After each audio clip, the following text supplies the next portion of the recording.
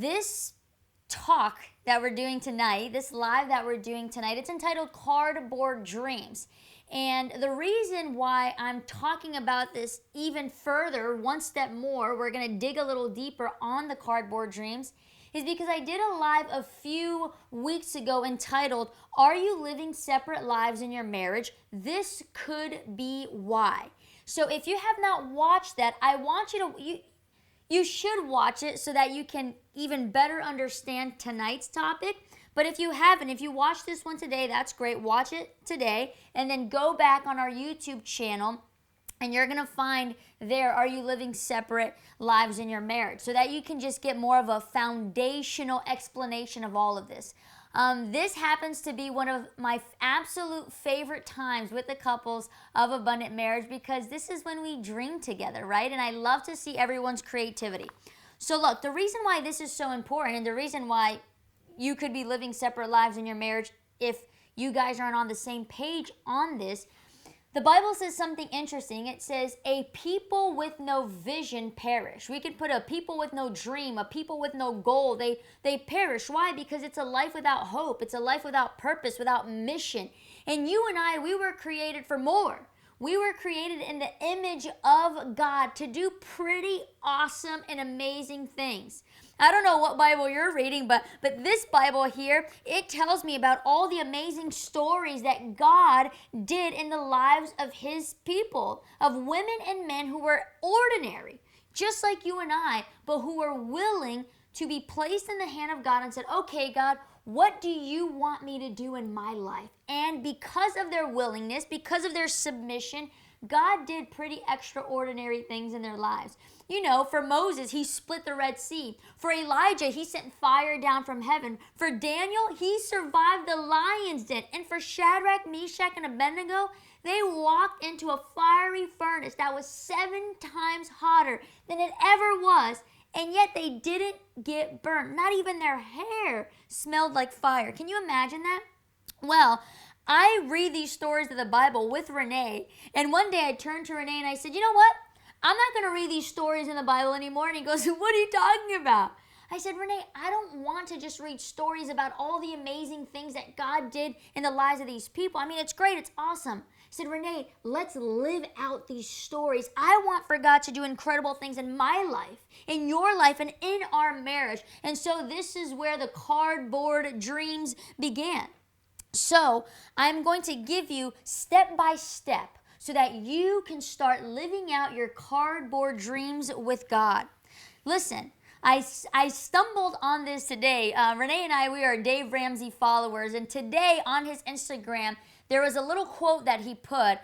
I've heard it before, and it was so amazing because it came up on today's date when I knew I was going to be talking about this, and it said this: goals that are not written are not goals. They are wishes that will never happen. So your goals, your dreams, we are going to put it on paper because a people with no vision, they perish.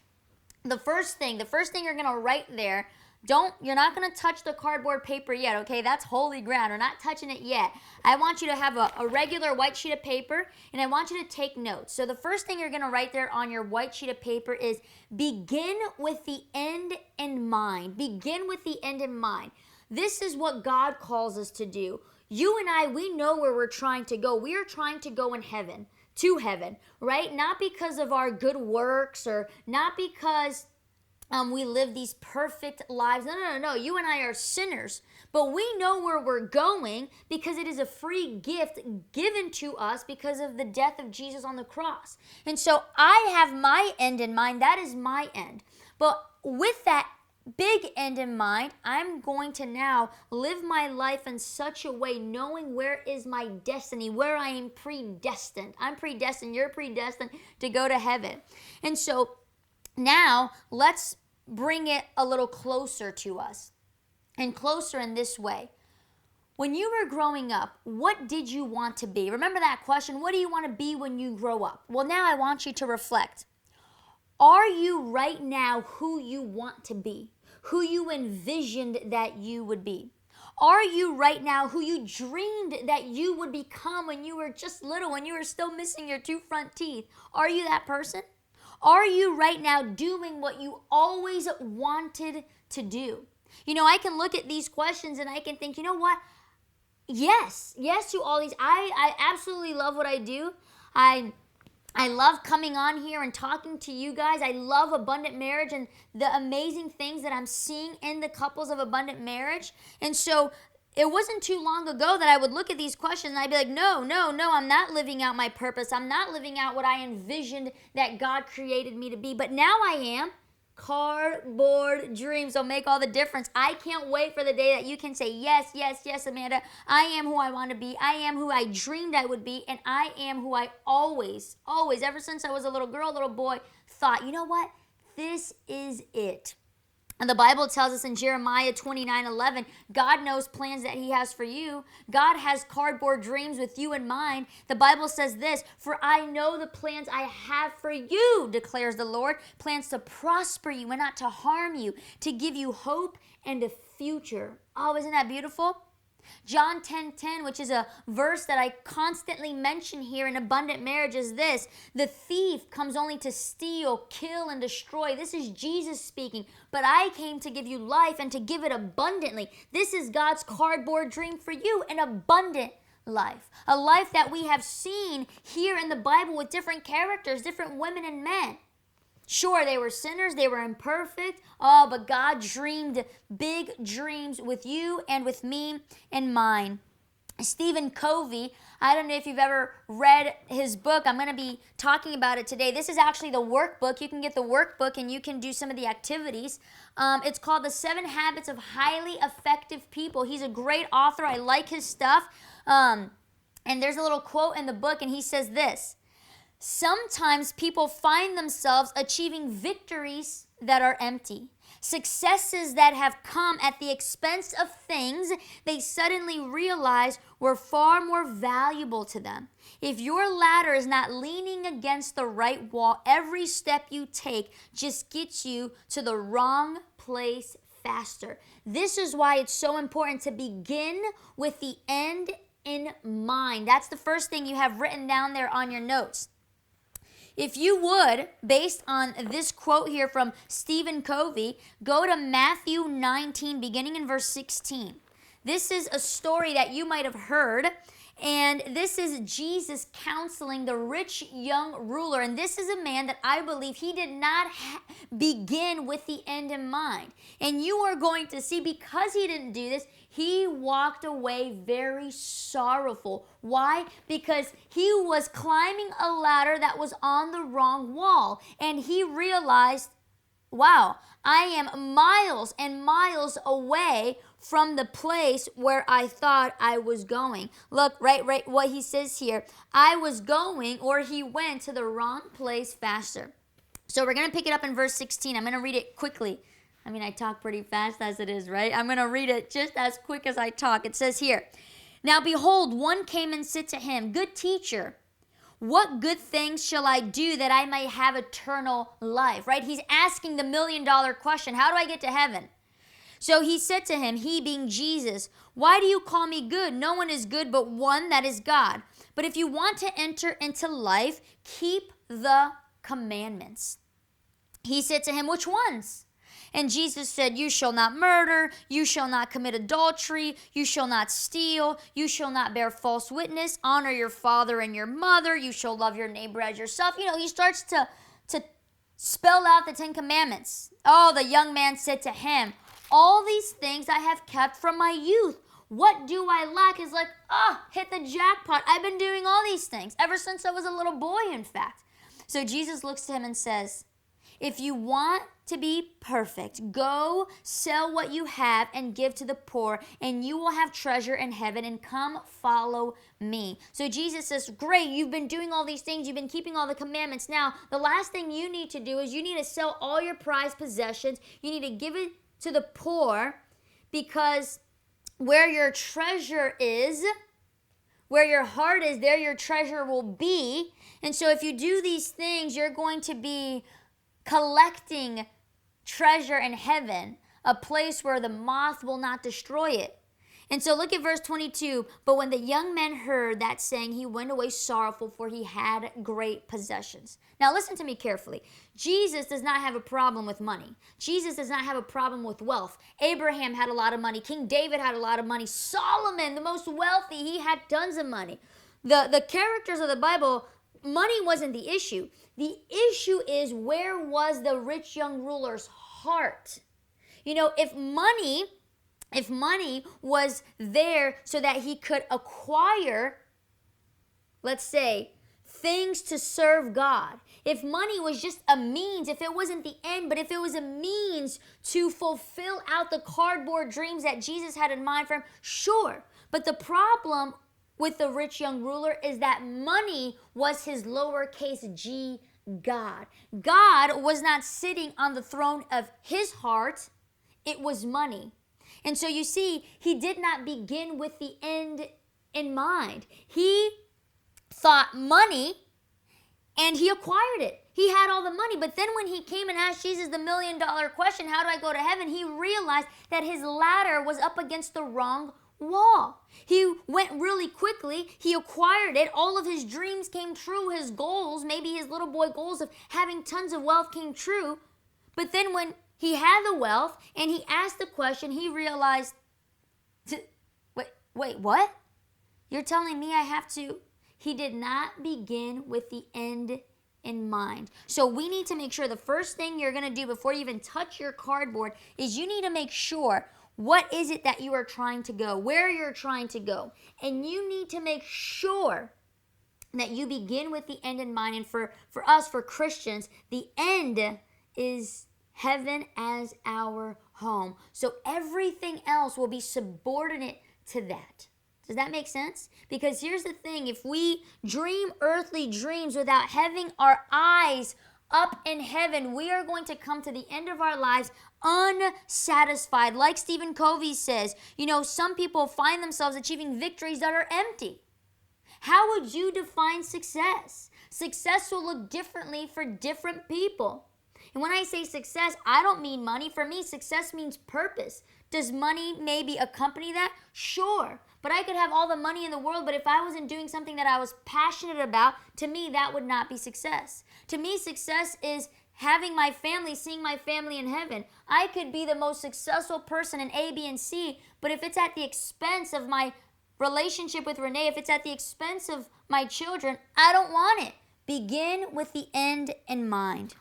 Okay, when you do that, to begin with the end in mind is to see with the eyes of faith, the ability to envision, to see the potential. The Bible defines faith as the substance of things hoped for, the evidence of things not seen. That's faith. I need you to use your eyes of faith so that you can envision beyond your physical eyes. Because all things, hear me closely, all things are created twice. What do you mean by twice, Amanda? How are all things created twice? Sure. First, it's created in your mind. It's a mental creation. It's the preparation. It's the planning. And then it becomes a physical creation. Whenever you do something, whenever you arrive, let's say a building, for example, a building isn't built. It's not physically created until the mental preparation, until you dream about it, until you put it on paper. That's why Dave Ramsey reminded us today, goals that are not written are not goals. They are wishes that will never happen. Write things down. Quickly go with me to Nehemiah. We're going to pick it up in verse 1. I'm being mindful of my time because I told Renee that today's going to be short. I tell him that every weekend. Okay, so Nehemiah. There's a story there that I'm going to quickly review, but I would challenge you. I would love for you to read through Nehemiah. If you just read from Nehemiah 1 to Nehemiah maybe 7, Nehemiah 1 through Nehemiah 7, the chapters, it's an incredible story. But I'm going to share it with you quickly. Long story short, the walls are destroyed. And Nehemiah hears it. We're going to pick it up in verse 3 so you can get the context. Nehemiah is worried. He's been captive, and he wants to know what's going on with his homeland. Verse 3. Nehemiah 1 verse 3, and they said to me, these are the people he's inquiring of, hey, what's going on in the hometown, in the homeland? The survivors who are left from the captivity in the province are there in great distress and reproach. The wall of Jerusalem, look, here's the key. The wall of Jerusalem is broken down and its gates are burned with fire. Oh, this news, Nehemiah is just shattered. He is so upset. His people, right? Their walls are shattered. In other words, their protection is shattered. It's desolate. It's laid waste. And so he starts to pray. And he basically asks God, God, do you have a cardboard dream for me? Could it be that you have risen me, maybe like an Esther, for such a time as this? And so Nehemiah prays and says, Lord, if I can find favor in your eyes, I know we have been stubborn and stiff-necked. I know we have gone away from your commandments. But Lord, if I return to you, if I do that which you are asking me to do, would you use me that I, Nehemiah, might rebuild the walls of Jerusalem? And oh man, this stirred the heart of God. You see, when we dream big dreams, God gets excited. Because mediocre dreams, mediocre dreams don't get God excited. God wants you to dream impossible, unbelievable, ridiculous, crazy, insane dreams. And this is what Nehemiah was essentially praying for. And it says that he prepares. It's basically 4 months of preparation because Nehemiah says, hey, God, I need to find favor with my boss, right? Remember, he was a cupbearer. He was a captive, and he needed to find favor so that he could go on this mission, and he didn't know how long it was going to take. Well, long story short, after 4 months of preparation, you hear me? He didn't dream on Monday and it happened on Tuesday. No. Like I said, all things are created twice. First, he dreamed. There was a mental creation. Then he prepared, and then the physical creation began to happen. First, Nehemiah began with the end in mind. He knew what he wanted to do. He wanted to rebuild the walls of Jerusalem. Well, you know, the king gave him the okay because God was on his side. The king said, sure. The king even sent people to protect him, to help him. He sent him with paperwork saying, hey, let this man through the provinces. Give him what he needs. What does he need? Tree bark. He needs trunk. Whatever he needs, you provide it to him. Well, he gets there. He sees the walls. They're just destroyed. He doesn't tell anyone his plans. Only him and God know. He tells, after him and God, after much preparation, much planning, he tells a few close friends, a few trusted friends, and then he makes his walk around that wall. He sees all the destruction. Oh, as he goes after this dream, this God-sized dream that God placed in his heart. Look, I'm just going to read one verse for you. Nehemiah 2, verse 11 and 12. It says this, so I came to Jerusalem and was there 3 days. 3 days he's scanning out the land. He's watching, he's seeing, he's taking notes. Look at this. Then I arose in the night, I and a few men with me. I told no one what God had put in my heart to do at Jerusalem. Do you see? God had a cardboard-sized dream with Nehemiah in mind. God placed that dream in his heart. Oh man, that your heart and my heart would beat to the rhythm of God's heart, that his dreams would become my dreams, and then the promise will be fulfilled. God will give you the desires of your heart. When and how? Well, when the desires of your heart are the desires of his heart. Okay? And so Nehemiah does it. And of course, as with every dream, he faces opposition. People laughed at him. People mocked him. He had to build a wall that extended 3 miles long, but his influence was felt. It got so crazy. They were always constantly under attack that they would literally be building the wall, holding their sword in hand, ready to fight if anyone tried to attack. Oh man, they were mocked. But guess what? Oh, this is my favorite part. If you turn there to Nehemiah 6, verse 15, look at this. So the wall was finished on the 25th day of Elul in 52 days. Can you believe it? We're talking about a wall, a massive wall extending 3 miles, and in just 52 days.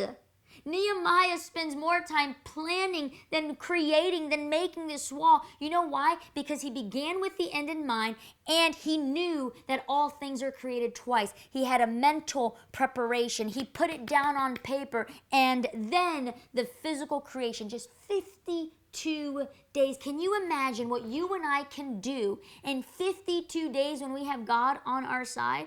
Oh man, we think prayer wastes time. Prayer actually saves time. Those 4 months of preparation into the 3 days of heart searching. 52 days. All right, let's go to the next one. So now after you've begun with the end in mind, here's the next thing you're going to write down on your computer paper. Your mission statement. Do you have a mission statement? Listen, mission statements aren't just for businesses, okay? Mission statements are for individuals, for families, and for marriages. This is how you're going to come up with your mission statement. I want you to think of 3 things. Write it down. Number 1, identify an influential person in your life. Who is the influential person in your, is that counting up or down? Down? Oh, wow. Okay. Think about an influential person in your life. Now, what qualities do you most admire from them? Write it down. The next question, define who you want to become. Who do you want to become? The way you're going to think about that is in 20 years from now, 20 years in the future, you have achieved everything that you wanted to achieve. What are those things? What do you want to have? Who do you want to be? What are the things that you want to be doing? And finally, determine what is important to you today. Make a list of the top 10 things that are the most important things for you today. And I want you to create a mission statement, your own mission statement. I'll give you an example of mission statements. Here's a mission statement for I Believe, right? It's our nonprofit. I Believe, this is what it is. I Believe is the training ground for young adults to find their purpose in the greater mission of God. Every single day we do, every single thing we do at I Believe, it's with this mission statement in mind, okay? For abundant marriage, what is the mission statement for abundant marriage? Well, it's to get mediocre marriages and reroute, transform it into abundant marriages. What is your personal mission statement? Okay? This is what the first thing you're going to do. When you think about mission statements, then you're going to go one step further. And you're going to think about your roles. What do you mean, Amanda? What are your roles? Well, roles represents your responsibilities, your relationships, areas of contribution in your life. So I'm going to give you my roles. So my first role, and this is in order, okay? My first role is that I am a servant of the living God. Okay, my second role is that I am a wife to Renee. Third, I am a mother to River and Reed. Next, and the last role, I probably have a few, but these are my top, is that I am a therapist. And so if you think all of my roles, look at this, my role as a servant of God is the reason why I Believe nonprofit exists. My role as a wife is it's Renee, right? I have to be married to someone to be a wife. My role as a mother, I have River and Reed, I have twin boys. And my role as a therapist, I have abundant marriage. So I have specific things that I am doing for these roles. Now, after you begin with the end in mind, after you have your mission statement down, basically how you are going to live your life, think about your roles and think about your mission statement as you look at your roles, as you think about the end. And then you're going to think about what would my optimal performance in each of these roles look like. So for example, I forgot to mention, one of my roles there is that I'm an athlete, right? And so, okay, Amanda, let's take the athlete as a role of yours. What would an optimal performance look like? Well, an optimal performance would look like that I would work out at least a minimum of 30 minutes a day. That would be optimal performance under the role of athlete. Is that all making sense? So listen, this video is going to be recorded for you guys, so you can go back, you can rewatch it, you can press pause on the things that you want to hear it again. But I want to give you all the information so that you can take the next week, 2 weeks, month to cardboard dreams, okay? And so now, look, we have begin with end in mind. We have your mission statement. We have your roles. And now we have the final thing, your goals. You see why all the first 3 steps were important in order to create goals? Because you don't want to be like the rich young ruler. You cannot create a goal that goes against your end. You cannot create goals that goes against your personal mission statement of how you want to live your life. You can't create goals that goes against your roles. It wouldn't make any sense. And so what are goals? Now, goals are what is going to give your mission statement momentum. They create a plan of action and help measure whether or not you are successfully living out your mission. I know my mission. I know where is my end. I know my roles. And guess what? I know that these things are happening because all of my goals are contributing to the momentum of my mission. Okay? And so what you're going to do is you're going to list 3 long-term goals. List 3 long-term goals, and you're going to ask yourself these questions. What, why, how, when? Write it down. You're going, under your goals, you're going to create 3 long-term goals, and you're going to go what, why, how, when. These 4 things, okay? The what is your goal. The why is it important to you, and why is it important to your mission? The how, this is the critical step. This is all of the action steps you are going to make to get your dreams that are on paper to real life, to make them concrete, to make them tangible. And when, well, you're going to give yourself specific timelines. So I'm going to give you an example. This is what you're going to want to do. I created a little PDF for you. So if you want to get a hold of this PDF, I want you to DM me, right? Direct message me, whether you're on Facebook or YouTube or wherever you are. I want you to send me a message with your email. As soon as I get your email, I am going to send you this PDF. This PDF will give you an outline of what we were talking about here, and it's going to specifically go into your goals, right? This is the last step here. It's going to tell you to write out your 3 goals. So I'm going to give you an example of one of the couples of abundant marriage. And, this will be all of the couples that go through abundant marriage. So imagine that one of my long-term goals was that I wanted an abundant marriage. Okay? So that's my what. What do you want? I want an abundant marriage. Okay? Why? Why is it important to me? It's important to me because part of my mission statement is to live an abundant life in all of my relationships. Not only with God, not only with Renee, with my children, with my clients, but Renee is part of that. So one of my long-term goals is to create an abundant marriage. That is my what, and my why is because God told me that He came to give me an abundant life. And there is no way I am living my one life on this planet without having anything less than an abundant marriage. How? Oh, these are the critical steps. What is my how? Well, in abundant marriage, we talk about 5 pillars. Character, covenant, which is basically commitment, communication, compassion, and compromise. Now, for me, it's very up in front in my mind that in order for me to have an abundant marriage with Renee, I need to make sure that I'm fulfilling these pillars. And so this is my how, okay? But that's not enough. So let's say me, Amanda, I have these 5 pillars in mind of my how.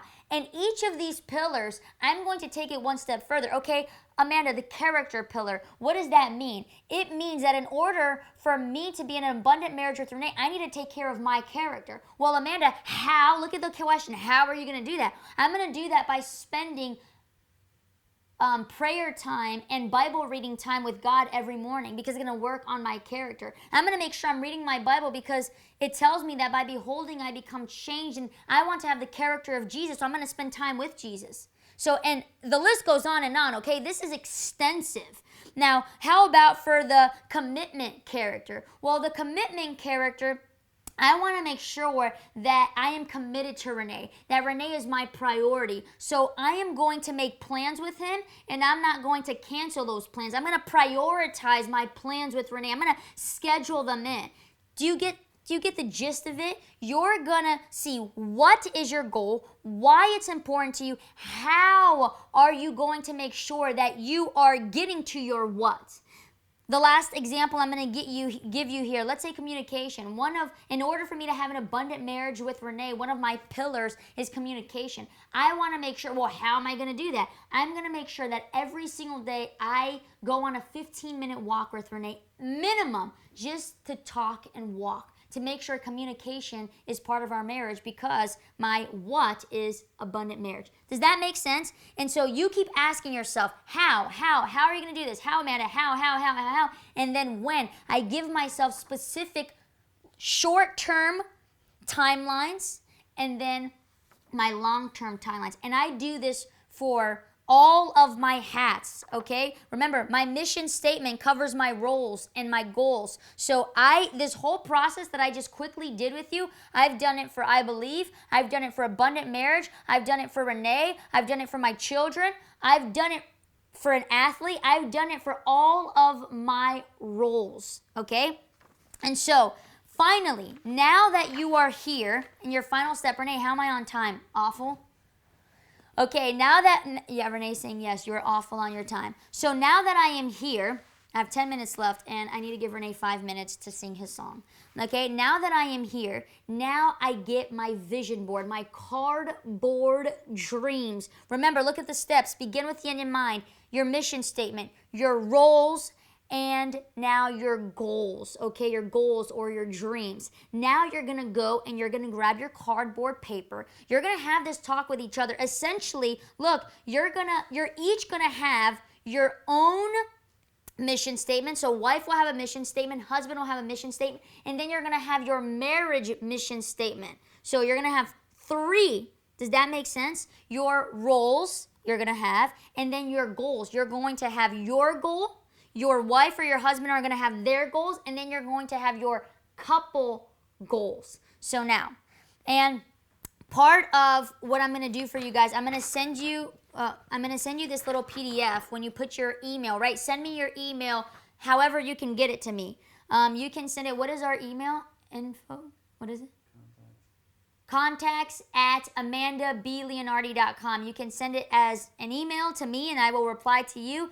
Renee will write it there. You can direct message me in any of our social media platforms, and I'm going to send you this PDF, and I'm also going to share you an example of one of the abundant marriage couples. I asked them, hey, send me your cardboard dreams, and they graciously allowed me to share it with you guys so that you can get an idea.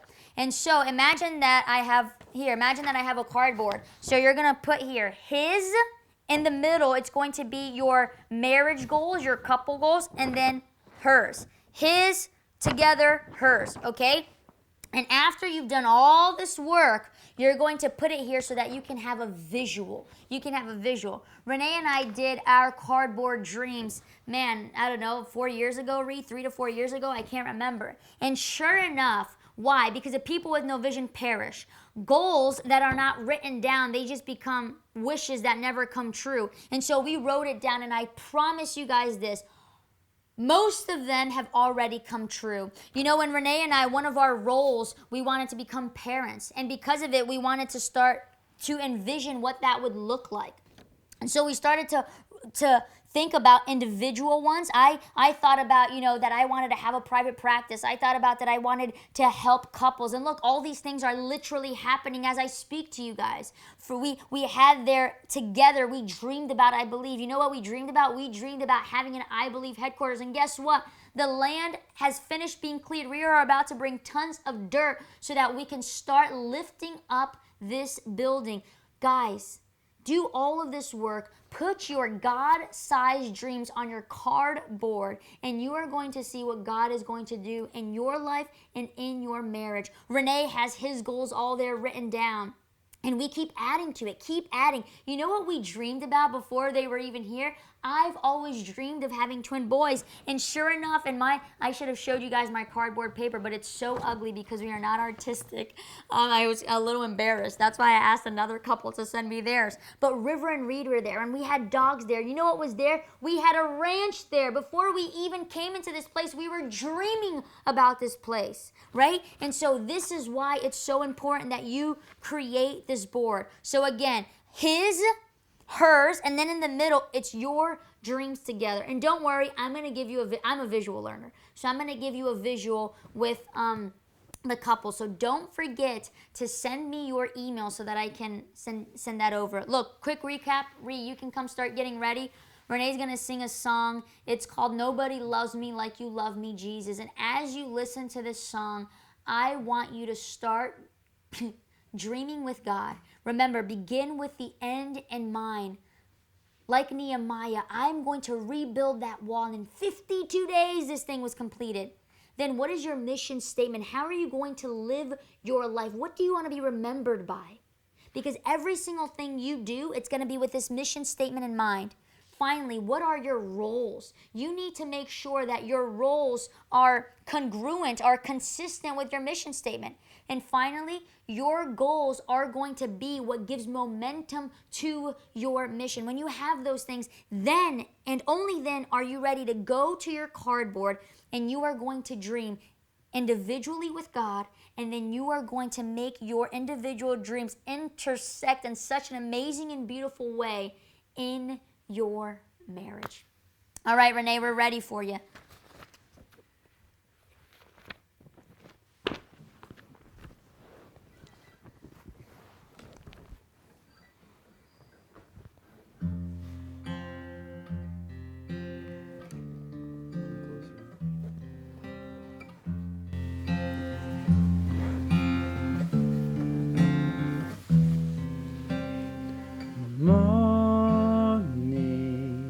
I see you in the sunrise every morning. It's like a picture that you painted for me. I love the letter in the sky.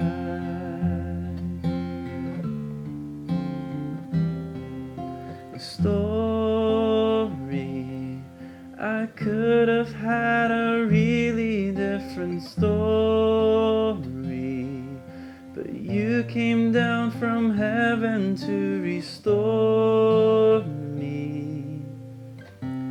Forever saved my life.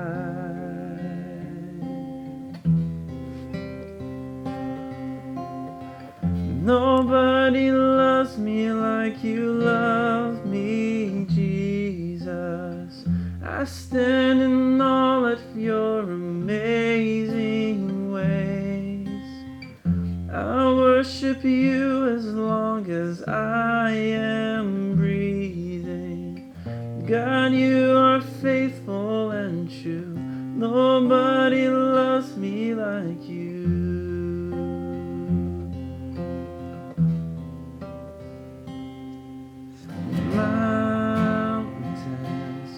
You're breaking down the weight of all my mountains.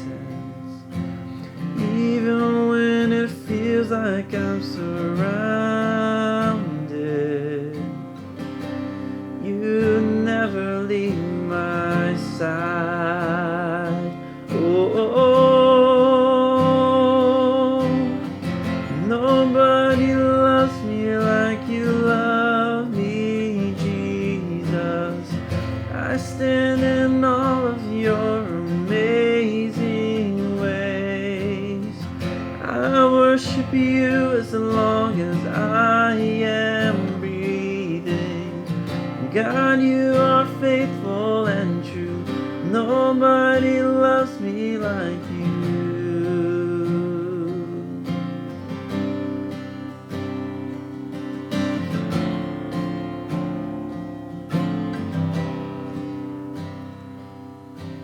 Oh, what a song to sing.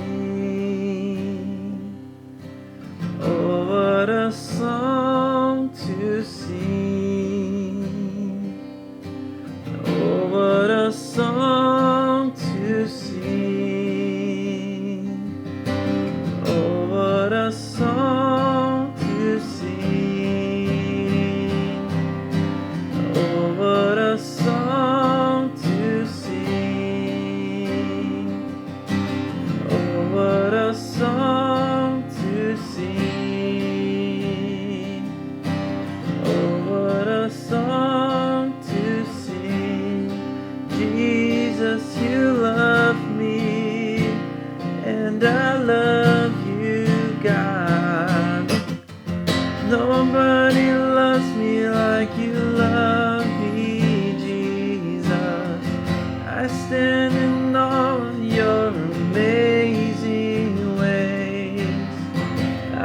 worship you as long as I am breathing.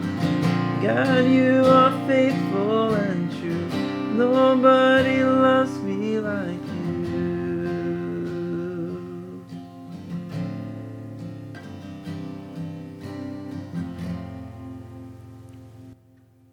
Yeah. Hey, that was really hard for me to get Renee to do that, okay? Renee was complaining because he didn't have time to practice and this and that. But look, it was great, right? So look, Renee was wait, why are you telling me 1 minute? Renee's saying I only have 1 minute because he wants to spend time with me. He says, you're going to cut this thing short because we're going to hang out together tonight. And we are. This week was so long. This was a long week. There's a lot of responsibilities that we had to do. And so we are going to go on a little walk together. It was awesome being with you guys. If you have any questions, send them my way. I will answer you. I will send you an email back. And if it seems like I keep getting the same questions, I will create another little PDF to make it even easier for you guys. All right? Remember, this is our mission statement, to transform mediocre marriages into abundant marriages. So everything we do here, it's with that mission statement in mind. Alrighty, guys, don't forget to send me your emails. I hope that was helpful. 5 seconds, 4, 3. Renee's going to kick me out. I'll see you guys next Friday. See ya.